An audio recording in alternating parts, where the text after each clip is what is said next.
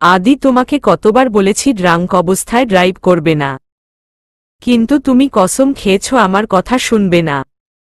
তোমার বাবা যদি জানতে পারে কি হবে বুঝতে পারছো? তোমাকে বাড়ি থেকে ধাক্কা মেরে বের করবে। এর আগেও তুমি অনেক ঘটনা ঘটিয়েছ।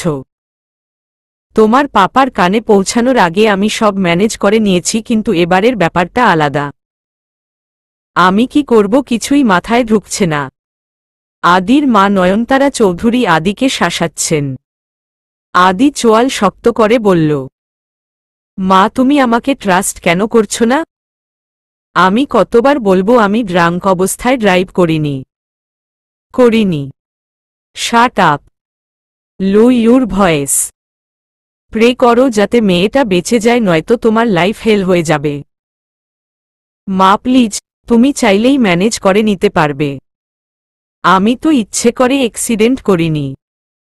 আমরা ওর ট্রিটমেন্টের দায়িত্ব নেব। তুমি শফিক আঙ্কেলের সাথে কথা বলে ওর ফ্যামিলিকে গোপনে খোঁজার চেষ্টা করতে বলো। কোনো কেস যেন না হয়। তারপর ওর ফ্যামিলিকে পাওয়া গেলে সব মিটে গেল। আদির মা বলল, এত ইজি? তোমার কাছে সব ইজি মনে হচ্ছে? ওর ফ্যামিলিকে কি জবাব দেব? মা, মেয়েটার ড্রেসআপ দেখে মনে হচ্ছে না হাই ক্লাস ফ্যামিলির মেয়ে। সো প্রবলেম হবে না। আদির মা রেগে কিছুটা চেঁচিয়ে বলল, আদি, তুমি ক্লাস দেখছ? ও একটা মানুষ। তুমি নিজেকে ছাড়া তো আর কাউকে মানুষ মনে করো না। আশেপাশের মানুষগুলোকেও মানুষ বলতে শিখো। এসো তোমাকে দেখাচ্ছি। আদির মা আদির হাত ধরে টানতে টানতে আইসিইউ এর বাইরে গ্লাসের সামনে নিয়ে গেল। বাইরে থেকে দেখা যাচ্ছে ভিতরে একটা মেয়ে পেশেন্টের পোশাক পরিহিত শুয়ে আছে। শরীর মাথায় ব্যান্ডেজ করা। মাথার আঘাতটা গুরুতর। ডাক্তাররা তার ট্রিটমেন্ট করছে। মেয়েটার মুখে অক্সিজেন মাস্ক দেওয়া। বন্ধ চোখ দিয়ে অনবরত পানি পড়ছে। দেখো বাচ্চা মেয়েটা কিভাবে কষ্ট পাচ্ছে। ওর জায়গায় আজ নিশিও হতে পারত। বুঝতে পারছো? আদি এক পলক সেদিকে তাকালো। দূর থেকে স্পষ্ট দেখা যাচ্ছে না মুখটা। মুখে অক্সিজেন মাস্ক থাকায় আরও দেখতে পারছে না। কিছুক্ষণ পর পর কেঁপে উঠছে। আদি কিছুক্ষণ চেয়ে থাকার পর বলল, মা মানছি আমার দ্বারা ভুল হয়েছে, কিন্তু এটা অ্যাক্সিডেন্ট ছিল। আর এর জন্য আমি যতটা দায়ী ওই মেয়েটাও ততটাই দায়ী। ও রাস্তা দিয়ে অন্যমনস্ক হয়ে হাঁটছিল। এর পরেও যদি তুমি আমাকে শাস্তি দিতে চাও তাহলে আমার আর কিছু বলার নাই। তুমি চাইলে বাবাকে বলতে পারে। আদি কথাগুলো বলে হসপিটাল থেকে হনহন করে বেরিয়ে যাচ্ছে। ডক্টর বাইরে বেরিয়ে এলো। আদির মা এগিয়ে গেল। ডক্টর আদির মায়ের পরিচিত। আপা, মেয়েটার অবস্থা ভালো না। অবস্থা খুবই ক্রিটিক্যাল। আদির মা আকুতিভরা কণ্ঠে বলল, ভাই যেভাবেই হোক ওকে বাঁচাও। ওর যেন কিছু না হয়। তবে আমি নিজেকে ক্ষমা করতে পারব না। আমরা সর্বাত্মক চেষ্টা করছি। ডক্টর আবার ভিতরে চলে গেল। আদির মা বারবার আল্লাহকে ডাকছে, আল্লাহ মেয়েটাকে ঠিক করে দেও। কত কষ্ট পাচ্ছে মেয়েটা। না জানি কোনো মায়ের সন্তান। আদি গাড়ি স্টার্ট দিল। আর মনে করতে লাগলো আগের ঘটনা। পরন্ত দুপুর। সূর্যের তাপ বেড়েই চলেছে। একটা মেয়ে রাস্তা দিয়ে হাঁটছে। ফোনে কথা বলছে আর কিছু খুঁজছে। মেয়েটা ফোন রেখে রাস্তা পার হচ্ছিল। তবে সে কিছুটা অন্যমনস্ক ছিল। রোদের প্রখরতায় মুখ পুড়ে যাচ্ছিল, তাই ওড়না টেনে নিল মাথায়। আদি ফোনে ব্যস্ত ছিল। হঠাৎ ওর চোখ পড়ল সামনে। একটা মেয়ে রাস্তা পার হচ্ছে। Oh no! আদি দুহাতে স্টিয়ারিং চেপে গাড়ি ব্রেক করার চেষ্টা করল, কিন্তু তাতে ব্যর্থ হল, কেননা গাড়ি ফুল স্পিডে চলছিল। তারপর যা ঘটল তাতে আদির শ্বাস আটকে যাওয়ার উপক্রম। গাড়ির সাথে ধাক্কা খেয়ে মেয়েটা চিৎকার করে রাস্তায় লুটিয়ে পড়ল। আদি চোখ বন্ধ করে নিল। চোখ খুলতেই দেখল রাস্তায় মানুষ জড়ো হয়ে গেছে। আদি একবার গাড়ি ব্যাক করে চলে যাওয়ার সিদ্ধান্ত নিল, কিন্তু কোনো কারণে যেতে পারল না। ওর মন সায় দেয়নি। আদি গাড়ি থেকে বের হয়ে দেখল রক্তাক্ত অবস্থায় মেয়েটি পড়ে আছে। সাদা জামা জায়গায় জায়গায় লাল হয়ে গেছে। মাথা ফেটে রক্তে মুখ মেখে গেছে। চুল ভিজে গেছে। আদি এক পলক দেখে চোখ সরিয়ে নিল। পাবলিক আদিকে জেকে ধরল। আদি দুজনের সাহায্য নিয়ে মেয়েটিকে হসপিটালে নিয়ে এলো। তারপর ওর মাকে ফোন দিয়ে জানালে তিনিও সেখানে উপস্থিত হয়। 2 দিন পর মেয়েটার জ্ঞান ফিরেছে। হসপিটাল থেকে ফোন এসেছে। আদির মা আর বোন নিশিতা হসপিটালে যাচ্ছে। নিশি বলল, মা, ভাইয়াকে জানানো উচিত মেয়েটার জ্ঞান ফিরেছে। আদির মা তাচ্ছিল্য করে বলল, নিশি তুইও না, তোর ভাই নাকে তেল দিয়ে ঘুমাচ্ছে। সে যে একটা মেয়েকে মার্ডার করে ফেলেছিল সেটা মনে আছে কিনা সন্দেহ। আর জ্ঞান ফিরেছে জানানো উচিত। ও জেনে কি করবে? যত যন্ত্রণা আমার। এই ঘটনা হাইড করতে আমার কত কিছু করতে হয়েছে। মেয়েটা সুস্থ হলেই হয়। তাও ঠিক, কিন্তু মা, মেয়েটার ফ্যামিলির খোঁজও তো পাওয়া গেল না। তোর শফিক আঙ্কেল চেষ্টা করছে। আসলে নিউজ পেপারে দিলে হয়তো পাওয়া যেত। অ্যাক্সিডেন্টের ব্যাপারটা যেন জানাজানি না হয়, তাই শফিক একাই চেষ্টা করছে। এজন্য দেরি হচ্ছে। অতঃপর ওরা হসপিটালে পৌঁছে গেল। কেবিনে ঢুকেই নার্সের কাছে জানতে পারল মেয়েটা কিছুক্ষণ আগে আবার ঘুমিয়ে পড়েছে। নার্স চলে যাওয়ার পর নিশি বেডের পাশে দাঁড়িয়ে মেয়েটাকে অপলক দৃষ্টিতে দেখছে। মা, দেখো মেয়েটা কত মিষ্টি। নিশির মা মুচকি হেসে বলল, মাশাল্লাহ, অনেক মিষ্টি একটা মেয়ে। আল্লাহ যেন ওকে খুব তাড়াতাড়ি সুস্থ করে দেয়। মেয়েটার গালে হাত রেখে। গালে হাত রাখতেই মুখ দিয়ে একটা আওয়াজ করে পিটপিট করে চোখ মেলল। নিশি আর ও মাকে দেখছে। নিশি উত্তেজিত হয়ে বলল, মা চোখ মেলেছে। নিশির মা মেয়েটার চোখে অনেক প্রশ্ন দেখতে পারছে, তাই বলল, ভয় পেও না, আমরাই তোমাকে হসপিটালে এনেছি। আমার ছেলের গাড়িতে তোমার অ্যাক্সিডেন্ট হয়েছে। ওর জন্য আজ তোমার এই অবস্থা। আমি ওর পক্ষ থেকে ক্ষমা চেয়ে নিচ্ছি। তোমার নাম কি মা? মেয়েটা ঘন ঘন পলক ফেলে ঠোঁট নাড়ানোর চেষ্টা করছে। ঠোঁট কাঁপছে কিন্তু কথা বলতে পারছে না। মাথায় টান লাগছে। নিশি বুঝতে পেরে বলল, মা, ওর হয়তো কথা বলতে কষ্ট হচ্ছে। নিশির মা বলল, ইটস অলরাইট, এখন কিছু বলতে হবে না। মেয়েটা ঠোঁট নাড়িয়ে বলার চেষ্টা করছে, শাম, নিজেকে প্রেশার দিও না। তোমার বাবা মা হয়তো অনেক চিন্তা করছে, তাই তাদের ইনফর্ম করার জন্য জানা প্রয়োজন ছিল। বাট তুমি যেহেতু বেশি অসুস্থ, তাই নিজের উপর প্রেশার দিও না। নিশি বলল, মা, বাদ দেও। 2 দিন চলে গেছে। তারা অলরেডি 2 দিন টেনশনে পার করে দিচ্ছে। ও আগে সুস্থ হোক। তারপর নিশি টুল টেনে বসে বলল, যেহেতু অর্ধেক নাম বলেছ, অর্ধেক নামেই ডাকি শাম। আমি নিশিতা। নিশি, তুমি নিশি ডাকতে পারো। তারপর শুরু হয়ে গেল নিশির বকবকানি। মেয়েটা ওর কথা শুনে মুচকি হাসছে, যদিও এর জন্য ব্যথা সহ্য করতে হচ্ছে। 7 দিন পর নিশি আর ওর মা হাসপাতালে যাচ্ছে। আজকে রিলিজ পাবে হসপিটাল থেকে। নিশি আর ওর মা আজকে মেয়েটাকে ওর বলা অ্যাড্রেস অনুযায়ী জায়গায় পৌঁছে দেবে। হাসপাতালের সব কাজ শেষ করে ওরা গাড়িতে উঠে বসেছে। নিশি প্রশ্ন করল, তোমার নামটা যেন কি? ভুলে গেছি। সামান্তা সেহনুজ। আপু, আপনি আমাকে শামু বলে ডাকতে পারেন। শামু।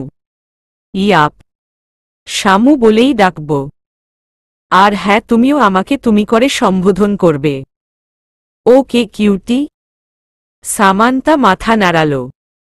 নিশির মা বলল, তোমার বাবা মাকে না ফোন করে একাই যাচ্ছ কেন? ওদের জানালে ওরা হসপিটালে আসত। আর তাছাড়া তুমি আমাদেরও আনতে চাওনি। একা একাই আসতে চাইলে ব্যাপারটা কি? সামান্তা মাথা নিচু করে কিছুক্ষণ চুপ করে থেকে বলল, আসলে আমি আমার বন্ধুর ফ্ল্যাটে যাচ্ছি, বাসায় না। বন্ধুর ফ্ল্যাটে? এই অবস্থায় বাসায় না গিয়ে বন্ধুর ফ্ল্যাটে? তুমি এখনো অসুস্থ। এই অবস্থায়? সামান্তা চুপ করে আছে। কিছুটা অপ্রস্তুত হয়ে পড়ল। নিশি আর নিশির মা ওর মুখের দিকে উত্তরের আশায় চেয়ে আছে। তারপর দুজন দুজনের মুখের দিকে চাওয়াচাওয়ি করছে। বুঝতে পারছে ওরা শামু উত্তর দিতে চাইছে না। সামান্তা আমতা আমতা করে বলল, আসলে আমার বাসা সিলেট। এখানে আমি আর আমার ফ্রেন্ড একসাথে এই বিল্ডিংয়ে থাকি। ওহহ, স্বস্তির নিঃশ্বাস ছেড়ে ওরা 8 তলা একটা বিল্ডিংয়ের সামনে এসে থামল। লিফট দিয়ে 4 তলায় গেল। ওদের ফ্ল্যাটের সামনে গিয়ে দাঁড়াতেই দেখল সেখানে তালা ঝুলছে। সামান্তা বলল, অরিন হয়তো বাইরে গেছে। ওর নাম্বার আমার মুখস্থ নেই। অ্যাক্সিডেন্টের সময় ফোন কোথায় চলে গেছে জানি না। আমি বরং এখানে অপেক্ষা করি। আপনারা কতক্ষণ দাঁড়িয়ে থাকবেন? নিশির মা বলল, সে না, আমরা যাচ্ছি, কিন্তু তুমি কতক্ষণ দাঁড়িয়ে থাকবে? বিল্ডিংয়ের ওনারের কাছে ডুপ্লিকেট চাবি থাকতে পারে, তুমি নিয়ে এসো। তখনই বিল্ডিংয়ের ওনার ওদের কাছে এসে বলল, তোমার নাম সামান্তা? জি আঙ্কেল। আসলে তোমার ফ্রেন্ড অরিন ফ্ল্যাট ছেড়ে দিয়েছে। ও বাসায় চলে গেছে। তোমাকে নাকি খোঁজে পাওয়া যাচ্ছে না। তাই ও ভেবেছে তুমি বাসায় চলে গেছ। সামান্তার মনে ঝড় বয়ে যাচ্ছে। অরিন চলে গেছে, তাহলে ওর কি হবে? সামান্তা কাপা কাপা গলায় বলল, অরিন হঠাৎ চলে গেল? বলল হুট করে ওর বিয়ে ঠিক হয়ে গেছে, তাই 4 দিন আগে ফ্ল্যাট ছেড়ে দিয়ে বাসায় চলে গেছে। সামান্তা কিছু বলার মতো খুঁজে পাচ্ছে না। নিজেকে খুব অসহায় লাগছে। এই শহরে কিছুদিন যাবত এসেছে। এখন কোথায় যাবে? কি করবে? সামান্তার চোখে পানি টলমল করছে। বিল্ডিংয়ের ওনার কিছুক্ষণ পর একটা লাজেগ এনে দিল। অরিন তোমার জিনিসপত্র দিয়ে গেছে, যদি কখনো আসো তাই। নিশি আর নিশির মায়ের ব্যাপারটা সুবিধার ঠেকেছে না। আদি হাত পা ছড়িয়ে কুশন জড়িয়ে ঘুমিয়ে আছে। হঠাৎ ওর ফোন বেজে উঠল। আদি ঘুম ঘুম চোখে বিছানায় হাতড়িয়ে ফোন নিয়ে রিসিভ করে বলল, হ্যালো। ওপাশ থেকে কিছু বলল। আদি উত্তর দিল, I will be there in time. তারপর ফোন কেটে আবারও ঘুমিয়ে পড়ল। ওরা একটা রেস্টুরেন্টে বসে আছে। সামান্তার চোখ লাল হয়ে আছে। চোখে পানি টলমল করছে। সামান্তা হাতে হাত ঘষতে ঘষতে বলল, অ্যাকচুয়ালি আমি বাসা থেকে পালিয়ে এসেছি। নিশি বিস্ময় নিয়ে বলল, পালিয়ে? নিশি আরও কিছু বলতে যাবে, তখনই নিশির মা ইশারায় চুপ থাকতে বলল। সামান্তা আবারও বলতে লাগল, হুম, আসলে আব্বু আমার বিয়ে ঠিক করেছে, তাই পালিয়ে এসেছি। আমার আব্বু একজন রাজনৈতিক নেতা, আর তার পজিশন হাই করতে সে অন্য আরেকজন নেতার ছেলের সাথে হুট করে আমার বিয়ে ঠিক করে ফেলে। যে ছেলের সাথে আমার বিয়ে ঠিক করে সে একটা গুন্ডা, বদমাইশ, মেয়েবাজ, ড্রাগস ব্যবসায়ী। এসব খেয়ে দিন দুপুরে তাল হয়ে পড়ে থাকে। আমার চেয়ে বয়সে 10 বছরের বড়। আমার উপর তার বাজে নজর পড়েছে। আমি আব্বুকে অনেকবার বলেছি, কিন্তু আব্বু শুনতে রাজি নয়। তাই পালিয়ে অরিনের কাছে চলে আসি। অরিন আমার স্কুল ফ্রেন্ড। ও আমাকে বলল ঢাকায় চলে আয়। আমি একটা ফ্ল্যাট নিয়ে একা থাকি। তুই আরামসে থাকতে পারবি। পছন্দমতো ভার্সিটিতে অ্যাডমিশন নিয়ে এখানেই থাকবি, কেউ খুঁজে পাবে না। আমি তোর জন্য টিউশনির ব্যবস্থা করে দেব, চলে যাবে। আমি ওর সাহসেই ঢাকায় এসেছি। আর ওই দিন ভার্সিটিতে ভর্তি হতে এসেছিলাম, কিন্তু অ্যাক্সিডেন্ট হয়ে গেল। ভাগ্যটাই খারাপ, সব খারাপ হচ্ছে।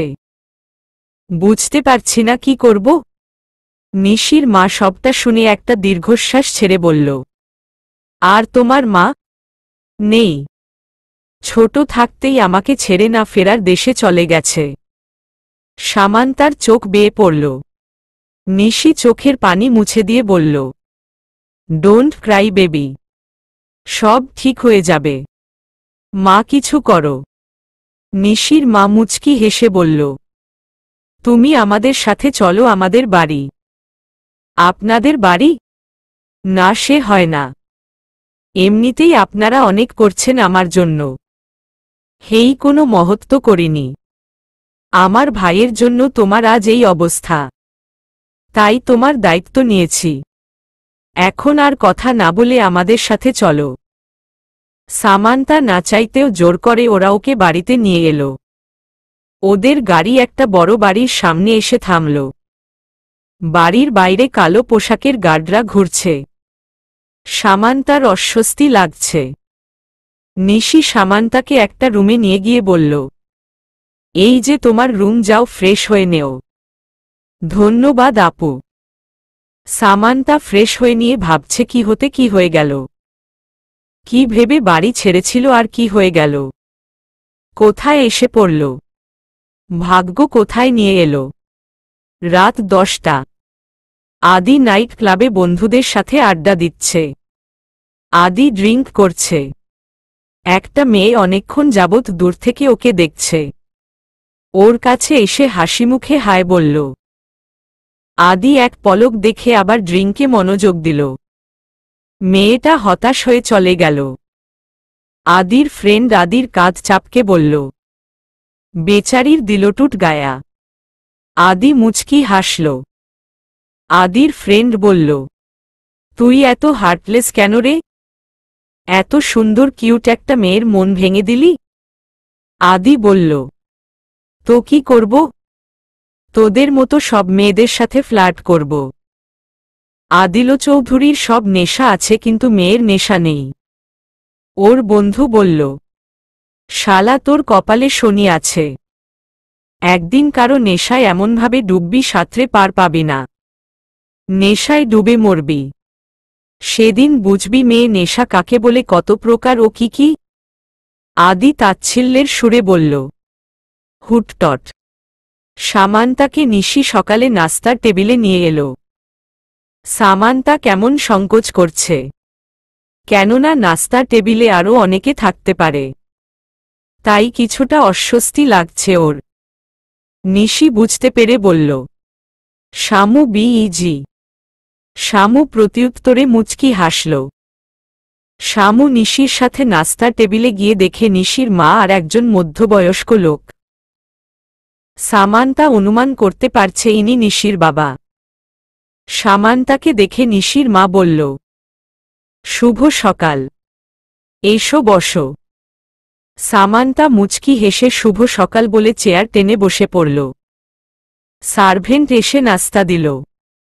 নিশির মা নিশির বাবাকে শামুকে দেখিয়ে বললাম, ওর নাম সামান্তা, আমার স্কুল ফ্রেন্ডের মেয়ে। সামান্তা সালাম দিল। উনি মুচকি হেসে উত্তর দিল। ওর কপালে ব্যান্ডেজ দেখে বলল, ওর কপালে? নিশির মা উত্তর দিল, আসার সময় ছোট্ট একটা অ্যাক্সিডেন্ট হয়েছে। ওহ, গেট ওয়েল শুন ডিয়ার।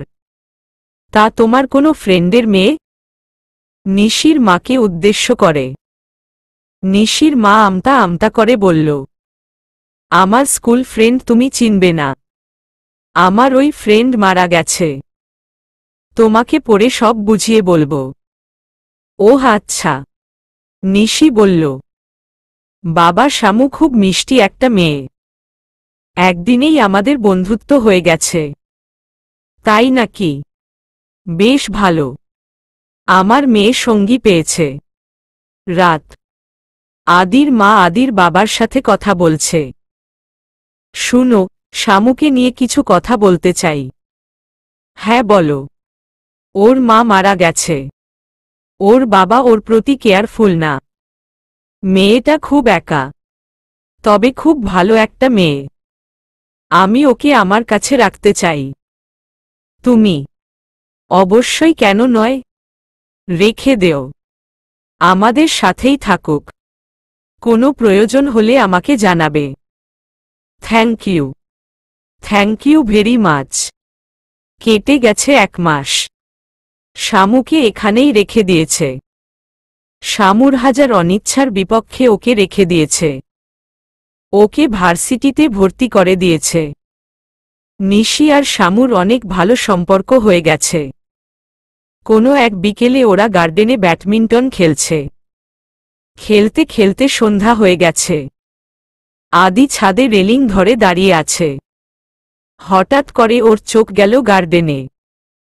দুজন খেলছে। গার্ডেনের আলোয় দেখা যাচ্ছে অপর পাশে ওর বোন, কিন্তু এ পাশের জনকে। পেছনটা দেখা যাচ্ছে। লেডিস ট্রাউজার আর লেডিস টি শার্ট পরা। হেয়ার রাবার দিয়ে চুলগুলো উঁচু করে ঝুঁটি বাঁধা। আদি অনেকবার উকি দিয়ে দেখার চেষ্টা করল। তারপর নিজেকে নিজে বলল, আদি, হোয়াটস হ্যাপেন টু ইউ? আরে এই মেয়ে যে খুশি হোক তাতে তোর কি? কত মেয়ে তোকে দেখার জন্য পাগল, ভুলে যাচ্ছিস? হবে হয়তো নিশির ফ্রেন্ড। আদি নিজের কাজে মন দিল। আর তখনই নিচে থেকে চিৎকার আর হাসির শব্দ এলো। আদি ফোন রেখে নিচের দিকে তাকিয়ে চমকে গেল। একজন আরেকজনকে কাতুকুতু দিচ্ছে আর দুজন হেসে যাচ্ছে। শামু জিতে গেছে আর সেটা সেলিব্রেট করছে। নিশিকে কাতুকুতু দিচ্ছে। নিশিও দিচ্ছে, কিন্তু দুষ্ট মেয়ে শামুর সাথে পারছে না। নিশি হাসতে হাসতে মাটিতে বসে পড়েছে। আদি উপর থেকে দেখে হাসছে। ওরা বাচ্চাদের মতো বিহেভ করছে। শামুর হাসির শব্দ ওকে পাগল করে দিচ্ছে। বেচারা উপর থেকে শামুর চেহারা দেখতে না পারার দুঃখ নিয়ে নিজের রুমে চলে গেল। শামু আর নিশি বের হচ্ছে। ওরা শপিংয়ে যাচ্ছে। নিশি শামুর হাত ধরে যেতে যেতে বলল, মা আমরা যাচ্ছি, লেট হবে ফিরতে। শামু আর নিশি শপিং মলে ঢুকে নিজেদের প্রয়োজন মতো জিনিসপত্র কিনে নিল। নিজেদের কেনাকাটা শেষে নিশি বয়েজ স্টলে ঢুকল। সামান্তা নিশিকে জিজ্ঞেস করল, নিশিপু আমরা বয়েজ স্টলে কি করছি? শামু বয়েজ স্টলে কি করে? সামান্তা দুষ্ট হাসি দিয়ে বলল, ওয়ে হয়ে জিজুর জন্য কেনাকাটা করবে। নিশি ব্লাশিং হতে লাগল। সেটা দেখে সামান্তা বলল, ঈশ্বর আপু আমার জয় ভাইয়ার কথা শুনে লজ্জা পাচ্ছে। চেহারা চাঁদের আলোর মতো ঝলমল করছে। আহা, আজ একটা বয়ফ্রেন্ড নেই বলে। আপোষের ভঙ্গিমায় নিশি বলল, হয়েছে, এত ঢং করতে হবে না। আমি বেচারির বয়ফ্রেন্ড কতদিন পর দেশে ফিরেছে। ওর জন্য কিছু কিনব না। গিফট ছাড়া দেখা করতে যাব। ইম্পসিবল। শামু ভ্রু কুঁচকে বলল, তাই বলো। এইসব হুট করে শপিংয়ে আসা তাহলে জয় ভাইয়ার জন্য? আমাদের শপিং তো অজুহাত। শামু আর নিশি একসাথে টি শার্ট দেখছে। শামু একটা টি শার্ট টান দিল। অপর পাশ থেকে আরেকজন সেটা টান দিল। টান পড়ায় শামু আরেকটু জোরে টান দিল। আর তখন ওপাশে একটা ছেলেকে দেখতে পেল। ওরা দুজন বুঝতে পারল যে এক টি শার্ট এতক্ষণ দুজন ধরে টানাটানি করছিল। শামু বলল, দেখুন এটা আমি আগে ধরেছি। সো? ছেলেটি বলল, একদমই না। এটা প্রথমে আমি ধরেছি আর আপনি তখন টান দিয়েছেন। এটা আমার। ছেলেটা জোরে টান মেরে টি শার্টটি নিয়ে নিল। শামুও ছাড়ার মেয়ে নয়। ও দৌড়ে ওপাশে গিয়ে টি শার্ট ধরে টান দিল। তারপর বলল, অদ্ভুত মশাই আপনি। আস্ত একটা বেয়াদব। কেড়ে নিয়ে চলে যাচ্ছেন। ছেলেটি বলল, আমি না হয় বেয়াদব, কিন্তু আপনি আপনি এত ভদ্র একটা মেয়ে হওয়া সত্ত্বেও আমার কাছ থেকে টি শার্ট কেড়ে নিলেন। হু। শামু নিজের হাতের দিকে তাকিয়ে আমতা আমতা করছে। নিজের কথায় নিজেই ফেঁসে গেছে। ছেলেটার দিকে তাকালো। ছেলেটার মুখে হাসি, অদ্ভুত রহস্যময়ী হাসি। কিন্তু শামু দমে যাওয়ার পাত্র নয়।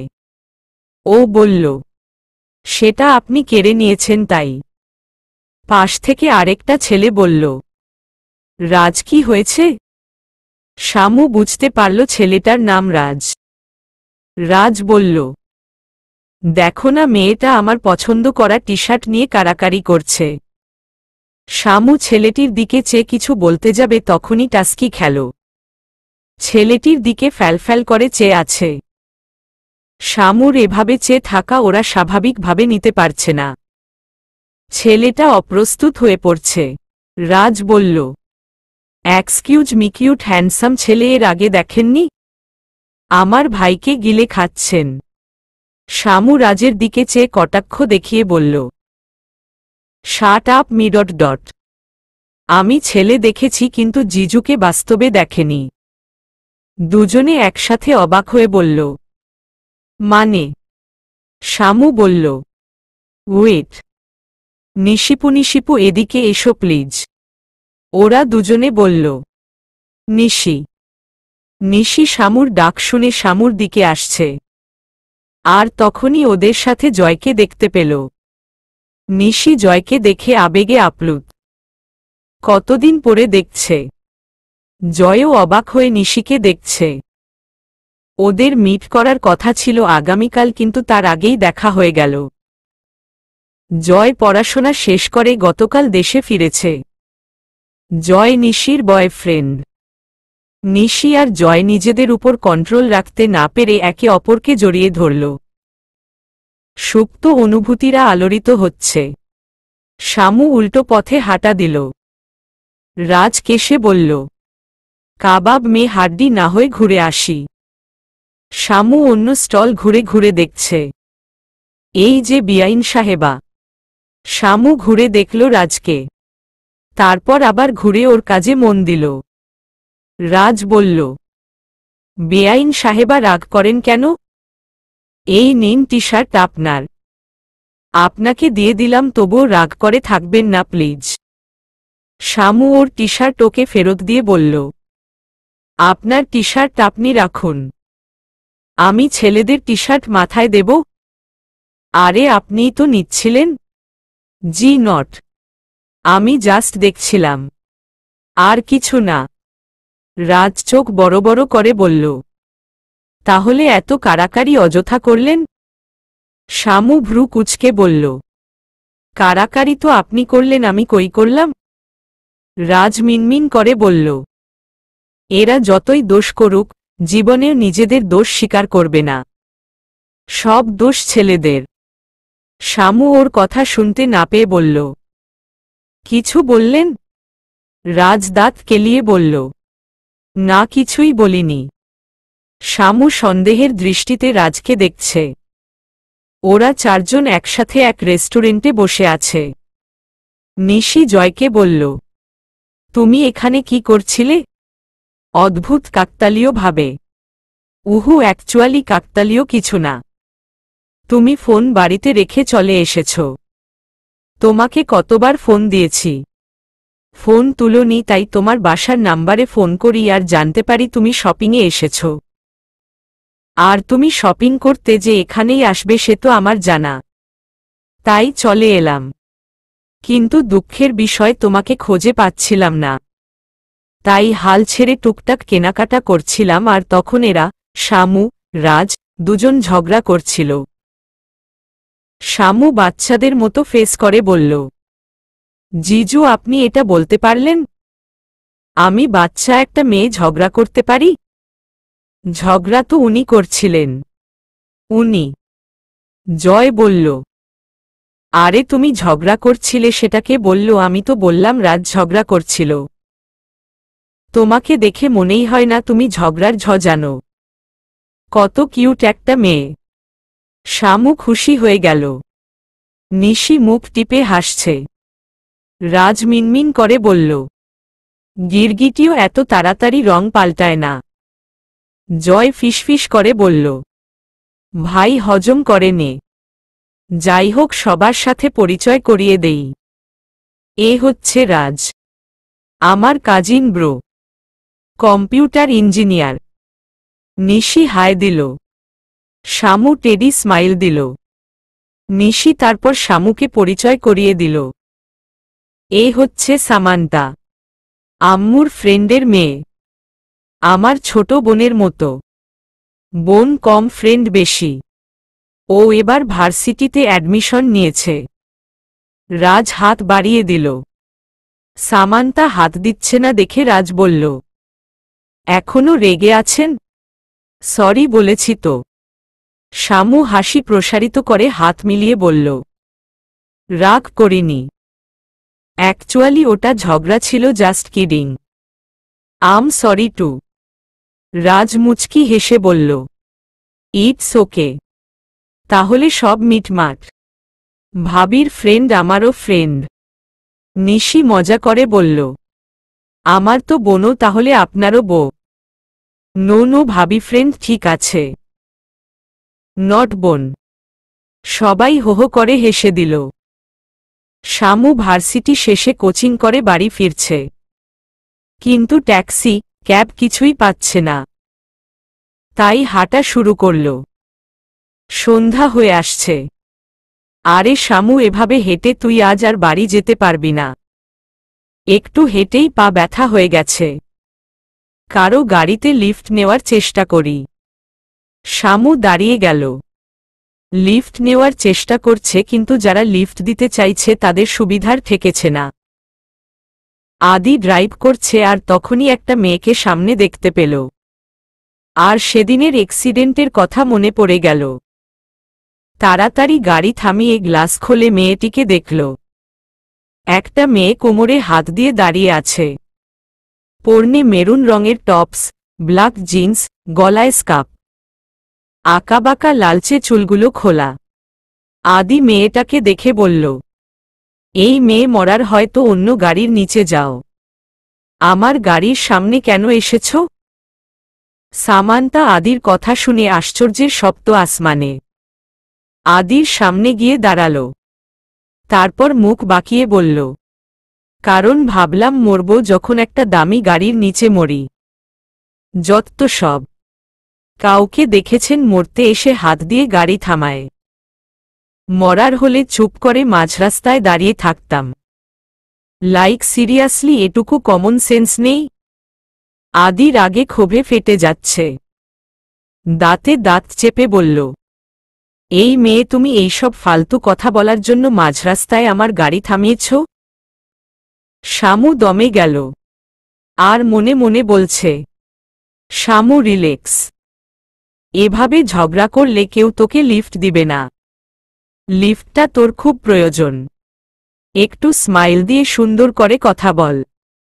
শামু আদিকে ভালো করে দেখে নিল। শামু ছেলেটাকে দেখে তো ভালোই মনে হচ্ছে, কিন্তু তবুও একটু বাজিয়ে নেই। যদি খুব সহজে লিফট দেয় তবে ভাবব গিরিঙ্গি আছে। শামু বলল, না, মানে আমার একটু লিফট প্রয়োজন। আদি তাচ্ছিল্যের সুরে বলল, লিফট তোমাকে? হুহ, ইম্পসিবল। শামু বলল, দেখুন, বিপদে পড়েই লিফট চাইছি, নয়তো। বিপদে পড়লেই মানুষ হেল্প চায়, কিন্তু আমি কাউকে হেল্প করি না। শামু কথা না বাড়িয়ে গাড়ির দরজা খুলে পেছনে বসে পড়ল। এই মেয়ে, কি করছো? নামও বলছি। শামু চোখ ছোট ছোট করে বলল, চেঁচামেচি করে লাভ নেই। একবার উঠে গেছি ব্যাস। এখন গাড়ি চালান, নয়তো চিৎকার করে বলবো আপনি আমাকে কিডন্যাপ করছেন।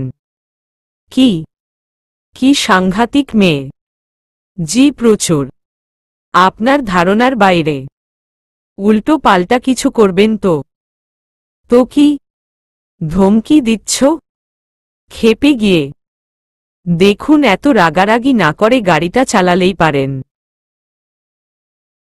তাহলে আপনার টাইম ওয়েস্ট হবে না, আমারও না। আমাকে তোমার ড্রাইভার মনে হচ্ছে? এমন ভাব করছো যেন তোমার গাড়ি আর আমি তোমার ড্রাইভার। আমি ভাব কখন করলাম? প্লিজ গাড়িটা স্টার্ট দিন, প্লিজ। হাত জোর করে আদি কিছু একটা ভাবল, তারপর গাড়ি স্টার্ট দিয়ে বলল, ধরো, তোমাকে সত্যি সত্যিই কিডন্যাপ করলাম। তখন শামু কিছুটা ভয় পেলেও মুখে প্রকাশ করল না, চেহারায় সাহস ফুটিয়ে বলল, তা সম্ভব না, কারণ আমি সেলফ ডিফেন্স করতে পারি, কেরাতে জানি। চেহারার হাল থাকবে না। শামু দিলি তো একটা বড় ঢপ। আদি বাঁকা হাসছে, বুঝতে পারছে ঢপ দিচ্ছে। তা মেম যাবেন কোথায়? আদির মুখে মেম কথাটা শুনে শামু মুখ বাঁকাল। তারপর রাস্তা বলছে। আদি ওর বিবরণ শুনে বুঝতে পারল ওদের এলাকায় থাকে মেয়েটি। আদি নিজের মতো গাড়ি চালাচ্ছে। শামু চুলগুলো খোপা করে নিল। তারপর বলল, এসির পাওয়ারটা বাড়ান তো। আদি এসির পাওয়ার বাড়িয়ে বলল, মেম আর কিছু? শামু রেগে গিয়ে বলল, এত ঢং করছেন কেন? কেন ঢং কি একা মেয়েরাই করতে পারে? দেখুন। শামু থেমে গেল। ঝগড়া করতে চাইছে না, চলে এসেছে। শামু বলল, দুটো বাড়ির পরে যে বাড়িটা, ওখানে থামাবেন। আদির হার্ট অ্যাটাক আসবে মনে হচ্ছে। ওকে ওর বাড়ির ঠিকানা বলছে। আদি কৌতূহল নিয়ে বলল, কার বাড়ি এটা? আপনার কি হয়? শামু ভ্রু কুঁচকে বলল, কেন? চুরি ডাকাতি করার ইচ্ছে আছে? হায় আল্লাহ, আমার বাড়িতে নাকি আমি চুরি ডাকাতি করব মনে মনে? না, এমনি জিজ্ঞেস করলাম। লিফট দিলাম আর এটুকু জানতে পারি না? শামু ভেংচি কেটে বলল, আমার শ্বশুর বাড়ি। আদির কাশি উঠে গেল শামুর কথা শুনে। তারপর অবাক হয়ে বলল, শ্বশুর বাড়ি? হ্যাঁ, শ্বশুর বাড়ি। আপনার কোনো সমস্যা? থামান, চলে এসেছি। আদি গেইটের সামনে গাড়ি থামাল। শামু গেইটের সামনে নেমে আদিকে বলল, ধন্যবাদ, অনেক কষ্ট দিলাম। এখন যেতে পারেন। তারপর বাড়ির ভিতরে চলে গেল। আদি মাথা চুলকে বলল, এটা কি হলো? আমার বাড়ি, আমার ঘর, আর আমাকে বলে সর। এই মেয়েকে? শ্বশুর বাড়ি? এই বাড়িতে আমি ছাড়া আর কোনো ছেলে আছে?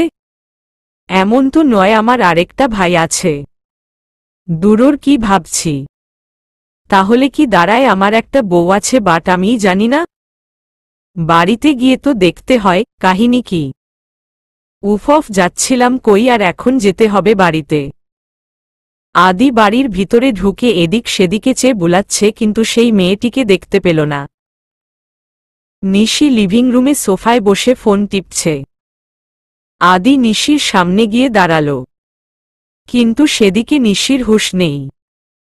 ফোনে বেহুশ। আদি নিশি বলে ডাক দিতেই আদিকে দেখে নিশি চমকে গেল। তারপর ফোন রেখে দাঁড়িয়ে চিন্তিত ভঙ্গিতে বলল, ভাইয়া তুমি? শরীর খারাপ? ডাক্তার ডাকব? আদি বুঝতে পারছে নিশি মজা করছে। আদি নিশির দিকে তীক্ষ্ণ দৃষ্টি দিল। নিশি মুখে আঙ্গুল দিয়ে বাচ্চাদের মতো ফেস করে রাখল। আদি চারদিকে তাকাচ্ছে, তারপর বলল, একটা জিনিস নিতে এসেছি। তার আগে বল, বাসায় কেউ এসেছে? মানে মেহমান? নিশি বলল, কই না তো, কেউ আসেনি।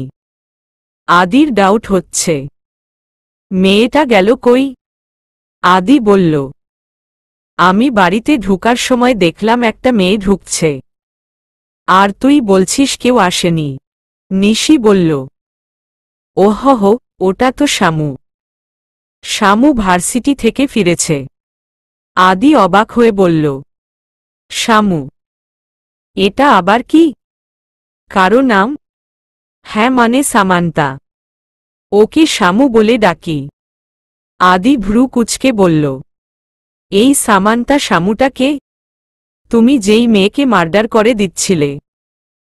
মানে তোমার গাড়িতে যার অ্যাক্সিডেন্ট হয়েছে তার নাম শামু, মানে সামান্তা। কি? ও মাই গড! তো এখানে কি করছে? ও তো এখানেই থাকে। অবশ্য তুমি তো বাড়ির খবর রাখোই না।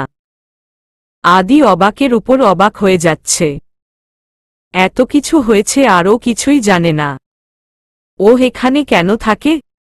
নিশি এত প্রশ্নে বিরক্ত হয়ে বলল, কারণ অ্যাক্সিডেন্টে ওর মেমোরি লস হয়ে গেছে, তাই এখানে থাকে। মেমোরি ফিরে এলে চলে যাবে। নিশি আবার বসে পড়ল। বসে বসে ফেবুকিং করছে। আদি বলল, ডিরেক্টর হবি? মুভি বানাবি? ফালতু কথা না বলে সব সত্যি সত্যি বল। উফ ভাইয়া, তোমার জন্য শান্তিতে ফেসবুকিংও করতে পারছি না। তাহলে শুনো। নিশি আদিকে সব ঘটনা খুলে বলল। আদি শুনে মনে মনে বলল, মেয়ে অনেক ডেঞ্জারাস। আমিও কম যাই না। তোমাকে পাই একবার মজা বুঝাবো। আমাকে ভুলভাল কথা বলা। শামু ফ্রেশ হয়ে বিছানায় গা এলিয়ে দিয়েছে। মাথায় যন্ত্রণা করছে খুব। অ্যাক্সিডেন্টের পর থেকেই মাঝে মধ্যে ব্যথা করে। নিশি শামুর রুমে গিয়ে দেখে চোখ বন্ধ করে শুয়ে আছে। নিশি পাশে গিয়ে বসতেই শামু চোখ খোলে। কি রে, শুয়ে আছিস কেন? মাথাটা ধরেছে। অ্যাক্সিডেন্টের পর থেকেই এমন হয়। তাই নাকি? তাহলে তো ব্যাপারটা মা আর বাবাকে বলতে হয়। তাদের বলতে হবে না, অযথা টেনশন করবে। আমার যখন মাথা যন্ত্রণা হয় তখন ইচ্ছে করে তোমার ভাইয়ার মাথা ফাটিয়ে মার্ডার করে দেই। নিশি মুচকি হেসে বলল, তাই নাকি সাহসী নারী? এত সাহস? অবশ্যই আমার সাহস সম্পর্কে তোমার কোনো ধারণা নেই। আমি আমার এলাকার কত ছেলেকে পিটিয়েছি। ওরা সবাই আমার নাম শুনে কাঁপত। ভাব নিয়ে। উলে লেডি গুন্ডি। আচ্ছা, আজ তোর সাহসের প্রমাণ দে। ভাইয়া কিছুক্ষণ আগে বাসায় এসেছে। যা সাহস থাকলে মার্ডার করে আয়। শামু আমতা আমতা করে বলল, আজ বাড়িতে? এতদিন যাবৎ আছি, কোনো দিন তো বাড়িতে দেখিনি। কি জানি কি দরকারে এসেছে।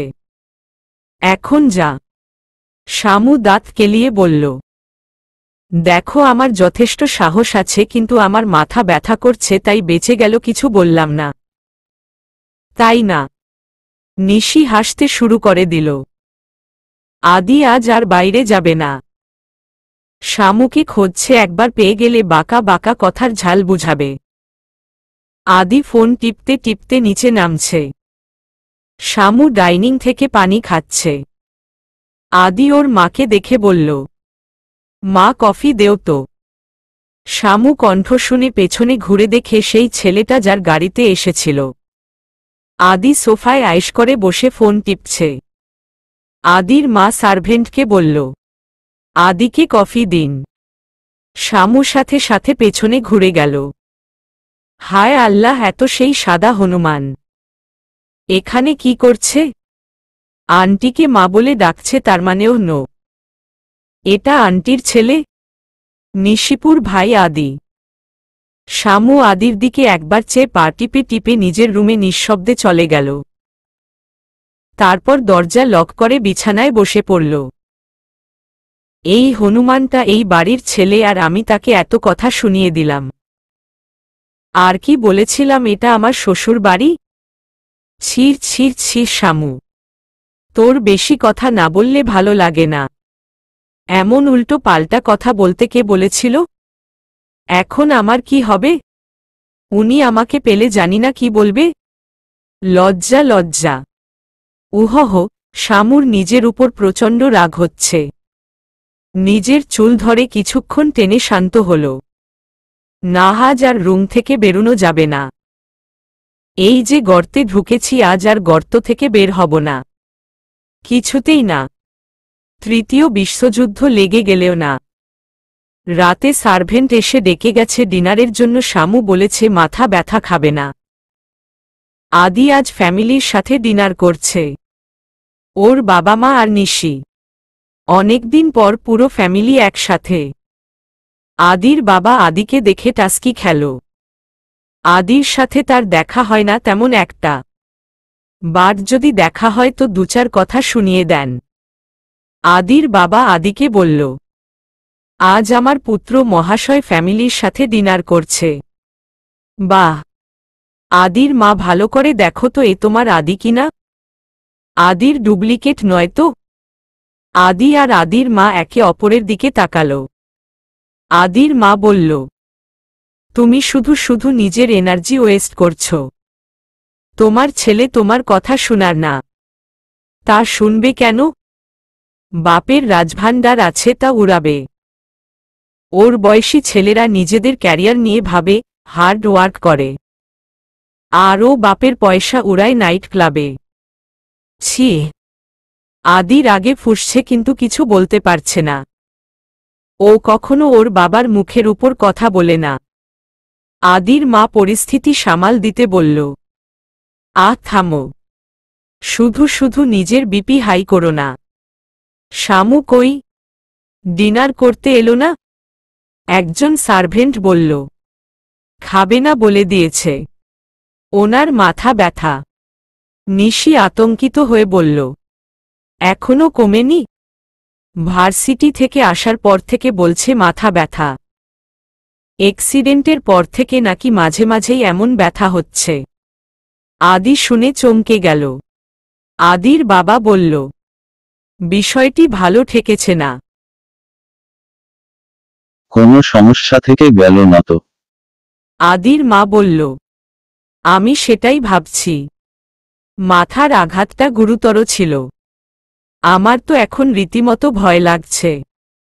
আগামীকাল একবার ডাক্তার দেখিয়ে আনব। আদির বাবা বলল, হ্যাঁ তাই করো, এসব বিষয়ে গাফিলতি করতে নেই। আদির মা বলল, কিছু বেখেয়ালি মানুষের বেখেয়ালি আচরণের জন্য নিরীহ মানুষকে কষ্ট পেতে হয়। আদি বুঝতে পারছে ওর মা ওকেই এসব কথা বলছে। আদির প্রচণ্ড রাগ হচ্ছে, সেটা ফেসে ফুটে উঠেছে। আদি প্লেটে পানি ঢেলে উঠে গেল। নিজের রুমে গিয়ে দরজা লক করে দরজায় একটা লাথি মারল, তাতে ওর রাগ কন্ট্রোল হচ্ছে না। আজ দিনটাই খারাপ, শুধু মানুষ ওকে কথাই শুনিয়ে যাচ্ছে। পরের দিন সকাল, শামু ভার্সিটির জন্য রেডি হয়ে বেরুতেই নিশি বলল, আজ ভার্সিটি যাওয়া হবে না, ডক্টরের কাছে যেতে হবে, চল। শামু কাঁধে ব্যাগ নিয়ে বলল, কেন? তোর মাথা ব্যথার জন্য। আমাদের ঠিক লাগছে না এত ঘন ঘন মাথা ব্যথা, তাই তোকে নিয়ে ডাক্তারের কাছে যাব। এরে মাথা ব্যথা তো কিছুক্ষণ ছিল, ওটা তো ওই জিরাফের সাথে যাতে দেখা না হয় তাই বলেছিলাম। নিশিপু সামান্য মাথা ব্যথার জন্য ডাক্তারের কাছে যাওয়ার কি হলো? শুধু শুধু এত এত ওষুধ খেতে দিবে? সে বললে হবে না, যেতে হবে। অগত্যা যেতে হলো শামুর। ডাক্তার কিছু টেস্ট করে নিল। আগামীকাল এসে রিপোর্ট নিয়ে যেতে বলল। নিশি ভার্সিটিতে গেছে, নিশির মা কোনো এক ফ্রেন্ডের সাথে দেখা করতে গেছে। শামুকে বাড়িয়ে পাঠিয়ে দিয়েছে। আজ আর ভার্সিটিতে যাওয়া হলো না। শামু দুপুরবেলা বাড়ি ঢুকছে হাই তুলতে তুলতে। ওর প্রচুর ঘুম পাচ্ছে। আদি ফোন টিপতে টিপতে বাইরে বের হচ্ছে। দুজন দুজনের সামনাসামনি পড়ে গেল। আদি ফোন থেকে চোখ তুলে শামুর দিকে তাকাল। শামু চোখ বড় বড় করে আদির দিকে তাকিয়ে ওকে পাশ কাটিয়ে চলে গেল। আদি ভাবছে পাইছি আজ তোমাকে। আদি কড়া গলায় বলল, দাঁড়াও। সামান্তা দাঁড়িয়ে গেল। আজ ওর কপালে কি আছে সেটাই ভাবছে। আদি ওর সামনে গিয়ে ভ্রু নাড়িয়ে বলল, তুমি কি করছো আমার বাড়িতে? তারপর মনে করার ভান করে বলল, ও হ্যাঁ, মনে পড়েছে, এটা তো তোমার শ্বশুর বাড়ি। ভুলেই গিয়েছিলাম। শামু চোখ বন্ধ করে দাঁতে দাঁত চেপে মনে মনে বলছে, ছি শামু, ছি, কিভাবে অপমানিত হচ্ছিস। এই ছেলে গতকালের শোধ নিচ্ছে।